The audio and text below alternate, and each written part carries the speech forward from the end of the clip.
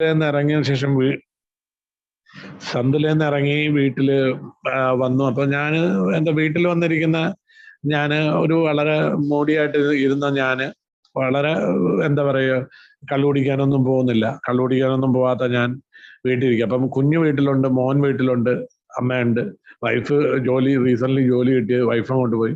അപ്പം കുഞ്ഞു വീട്ടിലുണ്ട്. അപ്പം ഞാൻ നോക്കിയിരിക്കും. അപ്പൊ ആ സമയത്ത് കൊറോണ ആയതുകൊണ്ട് ഫ്ലൈറ്റ്സ് ഇല്ല. എനിക്ക് വിസ കിട്ടിയിട്ടുണ്ട്, പക്ഷെ എന്നാൽ പോലും എനിക്ക് പോകാൻ പറ്റാം. പക്ഷെ അമ്മ രാവിലെ പറയും, ഇവൻ എങ്ങോട്ടാ പോകുന്നത്? ആരുമായിട്ട് ഞാൻ വെളിയിൽ പോയാലും അമ്മയ്ക്കൊരു സംശയമാണ്. ഏതെങ്കിലും എൻ്റെ ഒരു കൂട്ടുകാരൻ വന്നാൽ, എനിക്ക് കൂട്ടുകാരേ ഇല്ല ആ സമയത്ത്. കാരണം ആയിരക്കണക്കിന് കൂട്ടുകാരുണ്ടായിരുന്ന ഒരു 999 പേരും എന്നെ ഉപേക്ഷിച്ചതാണ്. അതിൽ 1 2 3 പേര് വരും. എല്ലാവരും പേടിച്ച വീടിന്റെ വാതിൽക്ക് വരുന്നത്. അവർ ദൂരെ നിൽക്കും. ഞാൻ വണ്ടിയെ കയറി പോയിട്ട് തിരിച്ചു വരും. അങ്ങനെ ഇരിക്കുമ്പോൾ ഒരു ദിവസം പോയി ഒരു വാറ്റുന്ന സ്ഥലത്ത് പോയി പെടുക. വാറ്റുന്ന സ്ഥലത്ത് പോയി പെടുവല്ല, ഞാൻ പോയി അവിടെ ഇരുന്ന് അവിടെ ഞാൻ കുക്കൊക്കെ ചെയ്യും. നല്ലോണം കുക്ക് ചെയ്ത് ഫുഡ് കഴിക്കാൻ എന്നുള്ള വ്യാജേന അവിടെ പോയിരുന്നു. വ്യാജേനയല്ല, കള്ളു കുടിക്കത്തില്ല എന്നുള്ള ഉറപ്പാണ്. പക്ഷെ ഈ വാറ്റ് ഞാൻ പറഞ്ഞു, ഒരു ടേസ്റ്റ് ചെയ്യട്ടെ, ഇച്ചിരി തരാൻ പറഞ്ഞു. അവര് നിർബന്ധിച്ചു, ചേട്ടൻ അടിക്കരുതെന്ന് പറഞ്ഞു.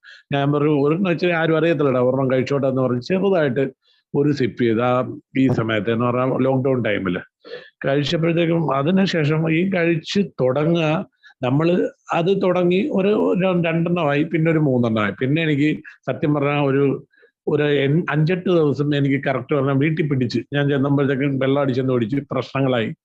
അപ്പം വീട്ടിലെ പ്രശ്നങ്ങൾ, വീട്ടിൽ പിന്നെ കയറാതായി. രാവിലെ ഇറങ്ങുന്ന ഞാൻ കയറും, ഭക്ഷണം കഴിക്കത്തില്ല, ഒന്നും ചെയ്യത്തില്ല, വെള്ളം അടിക്കും, വെളിയിൽ നിന്നും കഴിക്കത്തില്ല. അങ്ങനെ ഒരു പ്രാവശ്യം ഇതുപോലെ പോയി. അന്ന് നല്ല മഴയുള്ള ഞാൻ കണ്ടത്തിന്, കാരണം എക്സൈസിന്റെ ഒക്കെ ചെക്കിംഗ് ഉള്ളതുകൊണ്ട് കണ്ടത്തിന്റെ അകത്ത് പോയി, അവിടെ പെട്ടുപോയി. അതിൻ്റെ അകത്ത് പെട്ടു, എനിക്ക് തിരിച്ചിറങ്ങാൻ പറ്റാതായി. പിന്നെ വൈകിട്ട് ആ സമയത്ത് ഞാൻ അവിടെ കിടന്നുറങ്ങി. ഇത് ഈ ലോകം മൊത്തം കണ്ടു. ആരാണ്ടോ അവിടെ നിന്ന് വീഡിയോ എടുത്തുകൊണ്ട് പോയി. അവരാരാണ്ട് അപ്പുറത്ത് എന്ന് പറഞ്ഞു, ഇതുപോലെ ജ്യോതി കണ്ട് അവിടെ വന്ന് കിടപ്പുണ്ട്. ഞാൻ ജീവിതത്തിൽ ആദ്യമായിട്ട് അങ്ങനെ വീണു. പക്ഷെ അത് എൻ്റെ വെള്ളവടിയുടെ കൂടുതൽ കൊണ്ട് തന്നെ ഈ നിർത്തിയിട്ട് വന്ന ഞാൻ വീണ്ടും അത്ര അടിച്ച് ഞാൻ പിന്നെ ലാസ്റ്റ് അവിടുന്നാണ് എന്നെ സത്യം പറഞ്ഞ ഈ പ്രത്യാശയിൽ എത്തിപ്പെടുന്നത് ഞാൻ. അതിനുശേഷം വീട്ടിൽ നിന്ന് ഞാൻ ഇതുപോലെ എൻ്റെ ഒരു സുഹൃത്ത്, അപ്പം ഒരു ദിവസം രാത്രി ഇങ്ങനെ നിൽക്കും. എനിക്ക് ഭയങ്കരമായിട്ട് എന്താ പറയുക, എനിക്ക് എന്നെ ആരാണ്ടൊക്കെ കൊല്ലാൻ വരുന്നെന്നോ, ഞാൻ കാണുന്ന വേറെ എന്താണ്ടൊക്കെയാ. ഈ മെഡിക്കൽ കോളേജ് ഞാൻ അവിടുന്ന് ഒറ്റയ്ക്ക് വണ്ടി വിളിച്ചു. എന്ന് പറഞ്ഞാൽ രാവിലെ ഈ 108 ആംബുലൻസിൽ വിളിച്ച് 108 വന്നു. 108 ഞാൻ എൻ്റെ പേപ്പറെല്ലാമായിട്ട് കയറി മെഡിക്കൽ കോളേജ് ചെല്ലുക. മെഡിക്കൽ കോളേജ് ചെന്ന് നിൽക്കുന്ന ഞാൻ കാണുന്നെന്ന് പറഞ്ഞാൽ എന്നെ കൊല്ലാൻ വേണ്ടി വന്ന് നിൽക്കുന്ന ആൾക്കാർ മാത്രമാണ് ഞാൻ കാണുന്നത്. അല്ലാതെ ഞാൻ വേറൊന്നുമല്ല. അവരെന്നെ നോക്കാൻ വന്ന ഡോക്ടർ അവിടെ വന്നവരാണെന്നൊന്നും അല്ല എനിക്ക് തോന്നുന്നത്. എനിക്ക് വേറെ എന്താണ്ട് തോന്നുക. ഞാൻ എന്നിട്ട് എൻ്റെ ഒരു ഫ്രണ്ട്, പുള്ളിക്കാരൻ ഇതിൽ വർക്ക് ചെയ്യുന്നുള്ളതുകൊണ്ട്, പോലീസ് ഓഫീസിൽ വർക്ക് ചെയ്യുന്നതുകൊണ്ട്, ഞാൻ അവനെ വിളിച്ചടാ, എന്നെ ആരാണ്ടൊക്കെ കൊല്ലാമെന്ന്, നീ വന്നേ പറ്റത്തുള്ള, ഞാൻ ഇവിടെ ഇറങ്ങത്തില്ലെന്നോ. അങ്ങനെ അവൻ വന്നതിന് ശേഷം അപ്പൊ അവന് തന്നെ പേടിയായിപ്പോയി, ഞാൻ എന്ത് പറ്റിപ്പോയെന്ന്. പക്ഷെ അതെനിക്ക് ഇപ്പം മനസ്സിലാകുന്നുണ്ട്, അതെന്റെ എന്തോ എനിക്ക് അത്രയും ആദ്യമായിട്ടാണ് എനിക്ക് പറ്റുന്നത് അങ്ങനത്തെ ഒരു അവസ്ഥ. പക്ഷെ അതൊരു വേറെ അവസ്ഥയാണ്, എന്തോ ഞാൻ കണ്ടോണ്ടിരിക്കുക സിനിമ പോലെ. പക്ഷെ അത് എനിക്ക് പറഞ്ഞു തരാൻ പറ്റത്തില്ല. പക്ഷെ അതൊരു അനുഭവമാണ്. അതെന്താ പറയാ, അവിടുന്ന് അവൻ എന്നെ കൊണ്ടുവന്നിട്ട് ഞാൻ പറഞ്ഞടാ, എന്നെ എവിടെങ്കിലും ജയിലിലെങ്കിലും കൊണ്ടിടും, നിന്റെ ഇഷ്ടപ്പെട്ട് എവിടെയെങ്കിലും കൊണ്ടിടും, കാരണം എനിക്ക് എന്റെ കൈവിട്ട് പോകുന്നു, അതുകൊണ്ടാണ്. അങ്ങനാണ് എവിടെയോ ആരോഗ്യമൊക്കെ കണക്ട് ചെയ്ത് പ്രത്യാശ തൊടുപുഴയില് പ്രത്യാശ പ്രിൻസാറിന്റെ അവിടെ എന്നെ എത്തിക്കുന്നു. അവിടെ ചെല്ലുമ്പോൾ ഞാൻ ആദ്യത്തെ കുറെ ദിവസങ്ങളിൽ എന്നെ ആർക്കും, ഞാൻ പറഞ്ഞാലൊന്നും ഇങ്ങനെയൊക്കെ പറയുമ്പോൾ ആർക്കും മനസ്സിലാകത്തില്ല. അപ്പൊ ഞാൻ അവിടെ ചെന്ന് ഓരോ കാര്യങ്ങൾ എനിക്ക് പ്രശ്നം എന്താണെന്ന് ചോദിച്ചാൽ, വീട്ടിൽ എല്ലാവരും കൂടി ഇതാക്കി, വീണ്ടും പെണ്ണും പിള്ളേ മടങ്ങിപ്പോയി, എല്ലാം പ്രശ്നങ്ങളുമായി, എല്ലാവരും കൂടി എന്നെ ഒറ്റപ്പെടുത്തി എന്നുള്ള ഒരു തോന്നൽ വരുന്ന ഒരവസ്ഥ. അപ്പൊ ഞാൻ പറയാം, എനിക്കൊന്ന് ഫോൺ ചെയ്യണ്ട, എല്ലാവരും ഒന്ന് ഫോൺ ചെയ്യിപ്പിക്കുന്നു പറഞ്ഞു. ഞാൻ എല്ലാവരും, എനിക്കൊന്നും 2-3-4 ദിവസം എനിക്ക് ഫോൺ തന്നില്ല. അപ്പം അവിടെ എത്ര പേരുള്ളപ്പം എനിക്ക് മാത്രമായിട്ട് എങ്ങനെ തരാനാ? അവരാരും ചെയ്യാനുള്ള അവസരം അവർക്കും ഇല്ല. ഞാൻ പറയാം എങ്ങനെയെങ്കിലും, അപ്പൊ എനിക്ക് ഇത്ര മരുന്ന് കഴിക്കേണ്ടതാണ്, ഞാൻ മരുന്ന് എടുത്തിട്ടില്ല. അപ്പം അതിന് പ്രത്യേകിച്ച് വരുന്നതിന് മുമ്പ് ഞാൻ ബ്ലഡ് ചെക്ക് ചെയ്ത് നോക്കിയപ്പം എൻ്റെ എല്ലാം കൂടി കിടക്കുക, SGPT എല്ലാം കൂടി, ലിവറിന്റെ എല്ലാ ഫങ്ഷൻ മൊത്തം തെറ്റി കിടക്കുക. അവിടുന്ന് എന്നോട് 23 ദിവസം അവിടെ നിന്ന് അവിടെ ഓരോ കാര്യങ്ങളും പറഞ്ഞു തരുന്ന, അവിടാണ് ഞാൻ സത്യസന്ധമായിട്ട് പറഞ്ഞ എന്താണെന്ന് മനസ്സിലാക്കി. പറ്റി ഞാൻ ആദ്യത്തെ ഒരു മീറ്റിങ്ങിൽ അവിടെ നിന്ന് അറ്റൻഡ് ചെയ്യുമ്പോൾ ഞാൻ ഒരുപാട് ക്വസ്റ്റ്യൻ ചോദിക്കുന്നുണ്ട്. ഞാൻ കുറെ ക്വസ്റ്റ്യൻ ചോദിച്ചു. എന്താ, അപ്പം ഞാൻ എൻ്റെ കള്ള് വിട്ടു വരുന്ന സമയം, പക്ഷെ എന്നാൽ പോലും എന്തുവാണെന്ന് എനിക്കറിയില്ല. കുറച്ച് പേര് വന്ന് പറയുന്നു, എന്തുവാണെന്ന് എനിക്ക് മനസ്സിലാവുന്നില്ല. അപ്പം എനിക്കൊന്നല്ല, അവിടെ ഇരിക്കുന്ന ആർക്കും മനസ്സിലായി. കുറച്ച് പേര് അവിടെ നിന്ന സീനിയേഴ്സ് അവർ കണ്ടു കാണാം, പക്ഷെ എനിക്ക് മനസ്സിലായില്ല. ഞാനത് ചോദിച്ചു. ഒരു 2-3 ദിവസം കഴിഞ്ഞപ്പോൾ എനിക്ക് വന്ന ആരെ പേര് ഞാൻ പറഞ്ഞു, നമ്മുടെ 10-30 വർഷമോ 27 വർഷമുള്ള 1-2 പേര് പറഞ്ഞു വരുമ്പം നമ്മുടെ മീറ്റിങ്ങുകളിൽ പറയുന്ന ഒരു കാര്യത്തിൽ എനിക്ക് വ്യക്തത അന്ന് എനിക്ക് കിട്ടിയതാണ്. കാരണം പുള്ളിക്കാരൻ പറഞ്ഞ് ഞാൻ നോക്കുമ്പോൾ നമ്മൾ ചെയ്ത കാര്യങ്ങൾ അവർ ചെയ്യുന്നതും തമ്മിൽ വലിയ വ്യത്യാസമൊന്നുമില്ല. എല്ലാ മദ്യപാനികളുടെയും ഏകദേശം സ്വഭാവങ്ങളിൽ വലിയ വൈരുദ്ധ്യമൊന്നും ഇല്ലെന്നാണ് എനിക്ക് തോന്നുന്നത്. കാരണം അവർ പറഞ്ഞു, ഞാൻ നോക്കുന്നത് നമ്മളുമായിട്ട് വലിയ പ്രശ്നം എല്ലാം സെയിം ഡിറ്റോയ. അപ്പം അവര് പറയുന്നതിൽ എന്തോ കാര്യമുണ്ടെന്ന് എനിക്ക് സ്വയമായിട്ട് തോന്നി. പക്ഷെ അവിടെയും ഞാൻ സത്യം പറയാൻ എന്താന്ന് ചോദിച്ചു കഴിഞ്ഞാൽ, അവിടെയും നമ്മൾ അത്രയും പെർഫെക്റ്റ് ആയിട്ട് അത് പിന്തുടരാൻ ഒരുപാട് ശ്രമിച്ചു. പക്ഷെ അവിടെ എൻ്റെ ഉള്ളിൻ്റെ ഉള്ളിൽ എനിക്ക് തോന്നുന്നു അതിന് ശേഷവും എനിക്കിപ്പം മനസ്സിലായതാണ്, എയിൽ ഞാൻ കണ്ടുമുട്ടിയതിന് ശേഷം ഞാനൊരു ലാപ്സ് ആവുന്ന ഒരവസ്ഥ വന്നെന്ന് പറഞ്ഞാൽ അതൊരു പറയുന്നത് ഞാൻ അനുസരിച്ച് കേട്ടില്ല എന്നുള്ളത് എനിക്ക് വ്യക്തമായിട്ട് മനസ്സിലായി. കാരണം അന്ന് പ്രിൻസാറൊക്കെ എപ്പോഴും പറയും, ജ്യോതി ഇടത്തെ സൈഡിൽ നമ്മൾ എപ്പോഴും അവനെ പ്രതീക്ഷിച്ചോണം.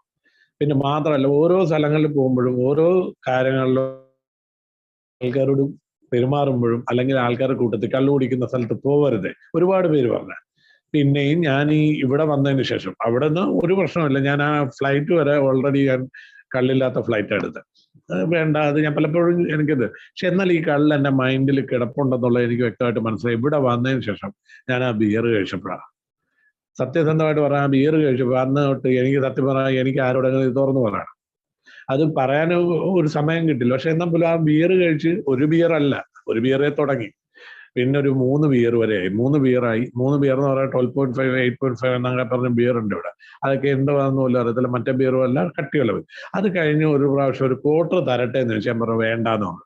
അതിന്റെ പിറ്റേന്ന് ഞാൻ രാവിലെ വിളിച്ചിട്ട് എൻ്റെ കൂട്ടത്തിൽ അഡ്മിറ്റ് ആയ ഒരാളോട് ഞാൻ പറയണ ഇതുപോലെ ഒരു പ്രശ്നം പറ്റി. അന്ന് അതന്നെ പ്രിൻസാർ എന്നെ വിളിച്ചു. വീട്ടിൽ നിന്ന് അമ്മ ആരാണ്ട് വിളിച്ചു പറഞ്ഞു വന്നു. പ്രിൻസാർ എന്നെ വിളിച്ചു, ജ്യോതി എത്രയും പെട്ടെന്ന് കയറി ഷെയർ ചെയ്യണം. പക്ഷെ ഞാൻ ഈ ഷെയറിങ്ങിനെ പറ്റി എന്താണെന്ന് എൻ്റെ അനുഭവത്തിൽ നിന്ന് ഇപ്പൊ വ്യക്തമായ ഒരു കാര്യമുണ്ട്. ഈ ഷെയറിങ് എല്ലാവരും പറയുന്നതിൽ ഒരു എന്താ പറയാ, ഷെയറിങ് ഒരു ഭയങ്കര ഒരു മദ്യാസക്തൻ എന്നുള്ള ഒരു നിലയ്ക്ക്, അല്ലെങ്കിൽ ഒരു രോഗി എന്നുള്ള നിലയ്ക്ക് 150% ഉറപ്പാണ് നമ്മൾ പിടിച്ചു നിർത്തണമെങ്കിൽ മീറ്റിങ്ങുകൾ അറ്റൻഡ് ചെയ്തേ പറ്റത്തുള്ളൂ. അതിപ്പം ഇനി എത്ര വലിയവരാണ്, എത്ര പിടിച്ചിരിക്കാൻ പറ്റുമെന്ന് പറഞ്ഞാലും അങ്ങനത്തെ കാരണം അത് നമുക്ക് എനിക്ക് പെട്ടെന്ന് ഇപ്പൊ പഴയ പോലെ ഒരു വെള്ളം അടിക്കുമ്പോൾ ഒരു 2 ലാർഗ് അടിക്കും കൈവിറവിൽ നിൽക്കുന്ന പരിപാടിയൊന്നുമില്ല. ഒരു ബിയർ അടിക്കുമ്പോഴും കൈവിറയ്ക്കും, മറ്റേത് അടിക്കുമ്പോഴും കൈവിറയ്ക്കും. അങ്ങനെ കാരണം ഇത് എന്തോ വെറുത്തു പോയാൽ എന്താണെന്ന് അറിയത്തില്ല. ഫിറ്റ് ആവുന്നു, ഒരെണ്ണത്തിൽ ഫിറ്റ് ആവും. ഞാൻ മരുന്നെടുക്കുന്നതുകൊണ്ടാണെന്ന് തോന്നുന്നു, ഒരു ബിയറിലാണ് ഇപ്പോൾ. പക്ഷെ എന്ത് വന്നാലും ഞാൻ ഇവിടെ വന്ന് പെട്ടതിൽ എനിക്ക് തിരിച്ച് എനിക്ക് മാർഗങ്ങളിലൂടെ തന്നെ പോയാൽ മാത്രമേ രക്ഷപ്പെടത്തുള്ളൂ എന്നുള്ളത് എനിക്ക് ഉറപ്പായി. കാരണം എൻ്റെ ജീവിതത്തിൽ ഇത്രയും സന്ദർഭങ്ങൾ വന്നിട്ട്, ഇത്രയും ഉപദേശം കിട്ടുന്ന ഒരു സ്ഥലം, ഇത്രയും നമുക്ക് ഷെയർ ചെയ്യാൻ പറ്റും. ഷെയറിങ് എന്ന് പറയുന്നത് തന്നെ നമ്മൾ ഒരാളോട് പറയുമ്പോൾ നമ്മൾ പറയുന്നതിനും അവർക്കും മനസ്സിലാവുന്നുണ്ടെന്നുള്ളത് വേറെ ഒരു സ്ഥലത്തും എനിക്ക് ഇതുവരെ മനസ്സിലായിട്ടില്ല. വേറെ ആരോടെങ്കിലും പറഞ്ഞു കഴിഞ്ഞാൽ അവന് വട്ടാണെന്ന് പറഞ്ഞു, അല്ലെങ്കിൽ ഒരിക്കലും അംഗീകരിക്കത്തുമില്ല. ഒരു മദ്യാസക്തൻ എന്ന് പറഞ്ഞാൽ മറ്റുള്ളവർ അംഗീകരിക്കണമെന്നില്ല. ഒരു ജോലി പോലും കിട്ടത്തില്ല, അല്ലെങ്കിൽ വേറൊരു സ്ഥലത്ത് നിന്നാവും വെള്ളം അടിക്കാറല്ലേ എന്നുള്ളൊരു തോന്നലായിരിക്കും.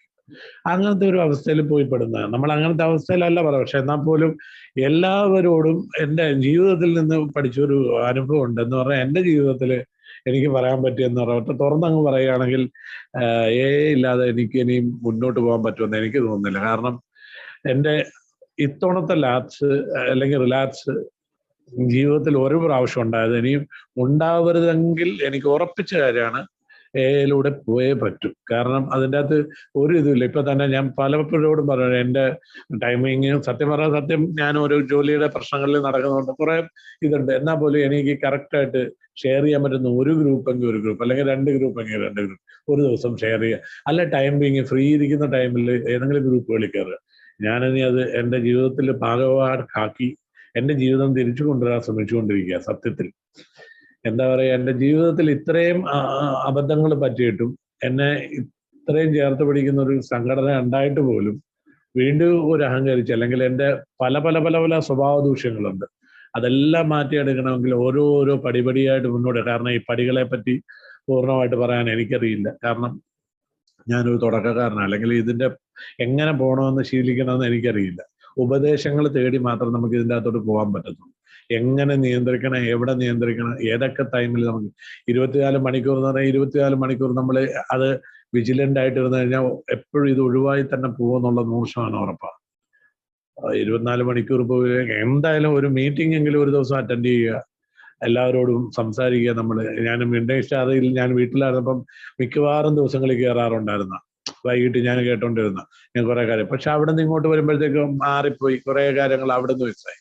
പിന്നെ അങ്ങനത്തെ കുറെ നമ്മുടെ ഗ്രൂപ്പുകളിൽ പല പല പല ഗ്രൂപ്പുകളിലും ഇടയ്ക്ക് കയറി സംസാരിക്കുന്നുള്ളൂ. പക്ഷെ മീറ്റിങ്ങുകൾ അത്യാവശ്യമാണെന്നുള്ള എൻ്റെ ഈ റിലാപ്സിൽ നിന്ന് എനിക്ക് വ്യക്തമായിട്ട് മനസ്സിലായി.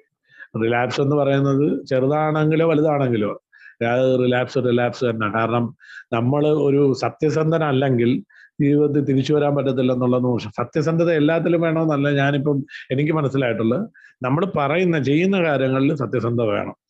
കള്ള് കുടിക്കാനുള്ള ത്വര വന്നു കഴിഞ്ഞാൽ ഈ സത്യസന്ധത നഷ്ടപ്പെടുമെന്നുള്ളത് വ്യക്തമായിട്ട് എൻ്റെ ജീവിതത്തിൽ നിന്ന് എനിക്ക് മനസ്സിലായി. എന്തായാലും ഇത്രയും നേരം ഞാൻ പറഞ്ഞതിലെല്ലാം കേട്ടോണ്ടിരുന്ന എൻ്റെ എല്ലാ പ്രിയ സുഹൃത്തുക്കൾക്കും നന്ദിയുണ്ട്.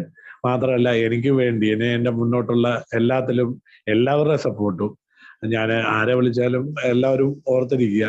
എന്തായാലും എല്ലാ ദിവസങ്ങളും എനിക്ക് എൻ്റെ ജീവിതത്തിലൂടെ തിരിച്ചു വരണം. അതെൻ്റെ വലിയ ആഗ്രഹമാണ്.